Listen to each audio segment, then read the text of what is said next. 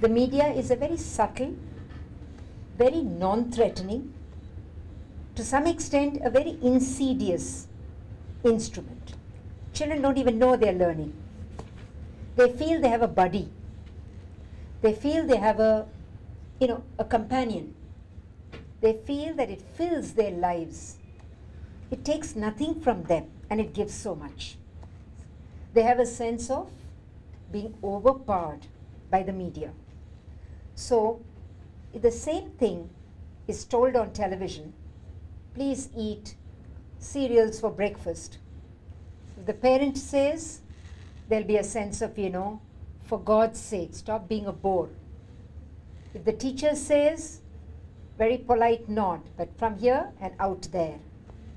But when the television says, it becomes sexy. It becomes something to be proud of, okay? So you're competing with an extremely, shall we say, a powerful educator. So that's one thing that you need to keep in mind. The second thing you need to keep in mind is that if you are a teacher on media education, please develop domain respect. Not love, not affection, but respect. Be critical, but not disrespectful. Okay? So what does respect means?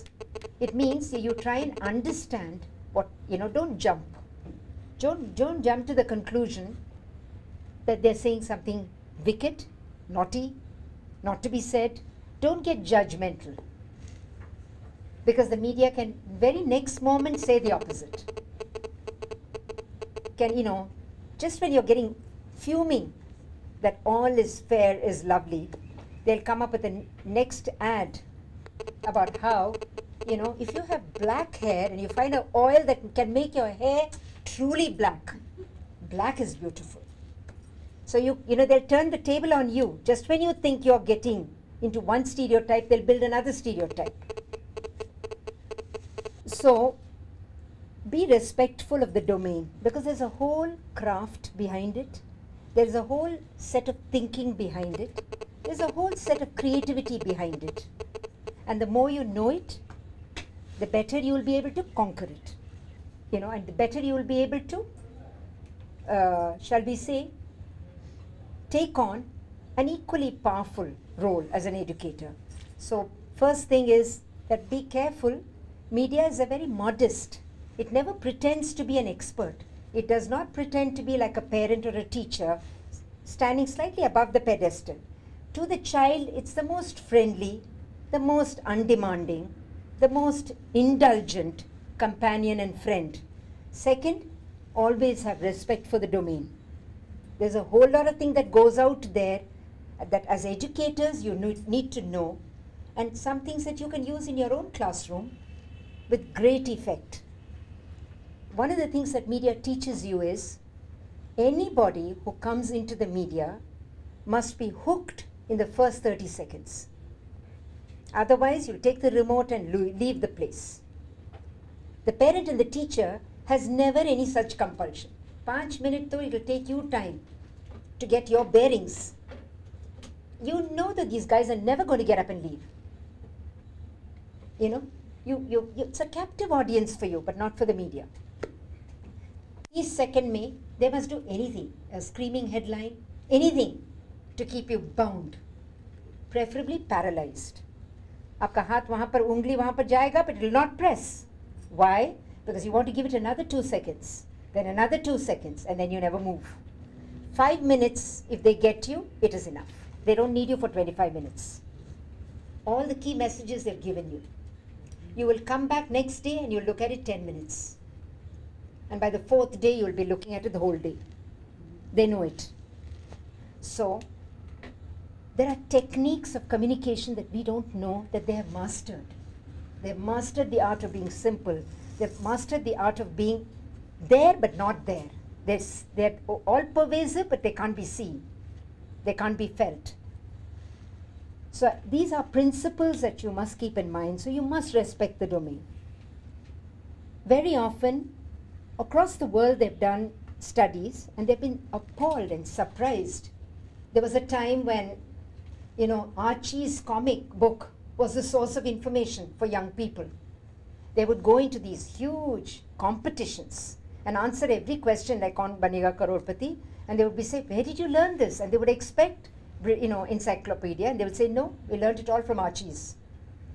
So, television has become virtually anything that the child picks up, the reference is the media. They can't recollect what you said. You may have said the same thing, but they can't remember you. So I think that kind of a domain thing is to understand that domain is very important. And as somebody said, I have a lot to learn. And I think I really respect that teacher, because I think that's where it all is. It's about you learning. And you learning not only from TV, but learning from your children. Your children will teach you so much. They are way ahead of you. They have decoded it you're still decoding. You're still fuddy-duddy. But they have reached. They know exactly. Today the child watches the television from the back of his or her head. They don't even watch. You, as a parent, you turn around and say, what did you see? They'll tell you. They're so visually and audio literate. They know exactly what to listen, what to discard, and where to get to the core. They've learned the grammar of communication. And you're still, fathoming out. What is happening? Why is they saying these things? You are reacting, they are absorbing. They're like a blotting paper. They're just absorbing. They don't even have to see. They can multitask with media. They can do everything. We can't. And the older we get, the more we get sort of, are not able to multitask. Television is a distraction, not for them. No media is a distraction for them. It adds value. They're able to study better, they're able to wake up better, everything. So their whole, thing is in tune with them. So you're going to learn a lot from your children.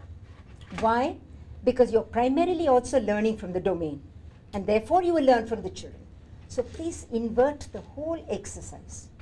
Then the question arises, the basic challenge that arises is, for most adults with television, with media as a whole, not just television, any media. You pick up a newspaper, you get into an online, sometimes even popular, theater, street theater. One of the things that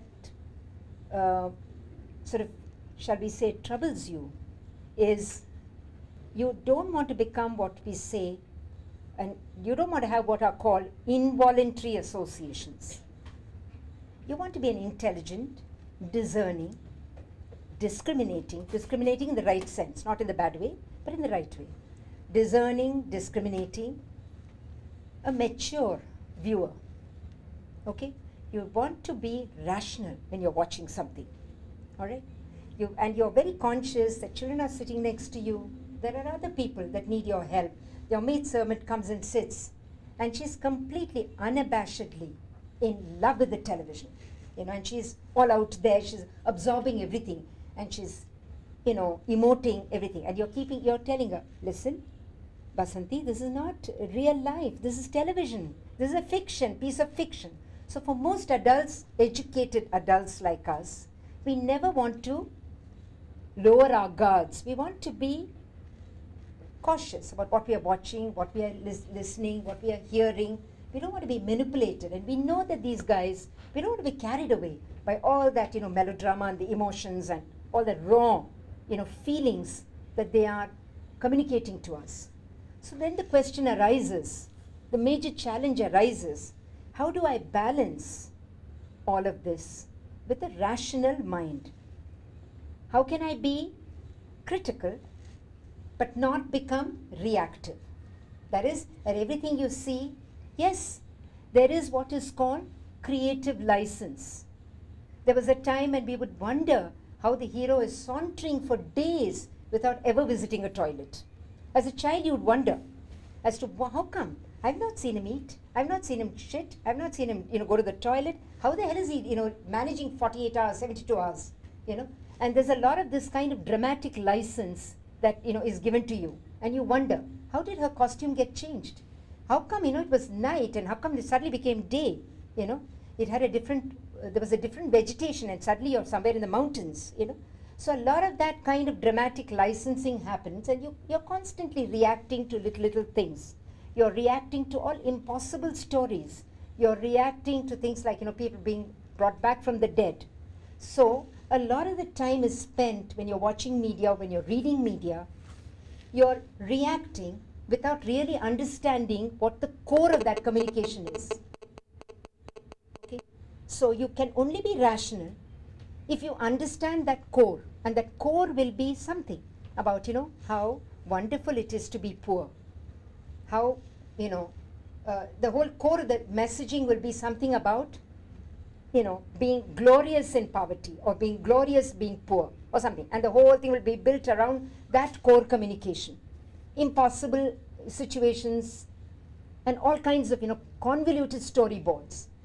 Somebody will pop from anywhere, and you just wonder, how come, a housemaid captures, Malik's son? We know in all our realities that never happens. We don't even have I don't even think many of us have even gone for dinner with their houses. I don't even think we've ever socialized. Frankly, I think most of us stay within our little cocoons, within our own little spaces. And yet they take us through all of this, whatever. Roller coaster, okay? And what happens is that you become, what in a typical media language, reactive. And what happens at the end of it all? You become so reactive, you engage with what is called you think you're being rational, you're not being rational actually. You haven't understood the communication at all. What you've done is bits and pieces you're reacting to. And that you assume is a rational mind. That you think is an intelligent mind. हम पढ़े लिखे हैं भाई, हम ऐसे थोड़ी आपके जैसे रोएंगे. And the maid servant will sit next to you and howl, because she has understood the communication. And it's very close to her realities. The calamities, the crisis, the improbabilities. She has understood it. And you think she's foolish. And you would say, यही होता है. बिना पढ़ के ना यही होता है.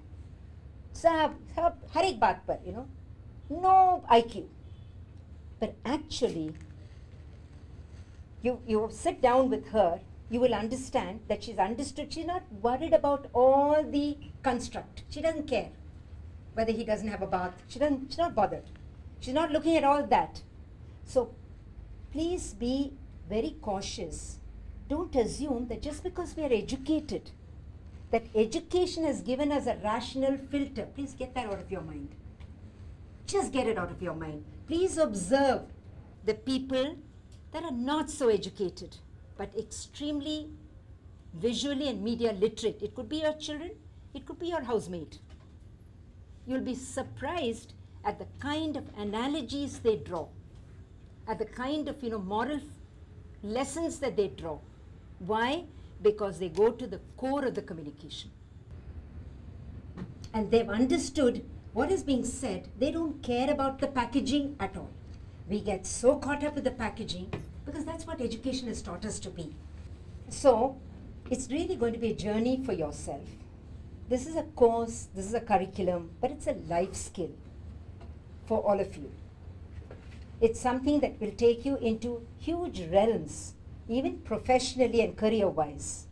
Why? Because media teaches you very, very subtle nuggets about communication, which nobody else can teach us. The way it has woven the whole imagination of the country today. I mean, it's amazing what it does, to people's consciousness, people's daily agendas, people's daily priorities, okay? So, I'm one person who feels that media education should be done, not because we want to know what's wrong and what is right, but because we want to understand the nuggets of communication. And that is what the children will learn from this entire curriculum.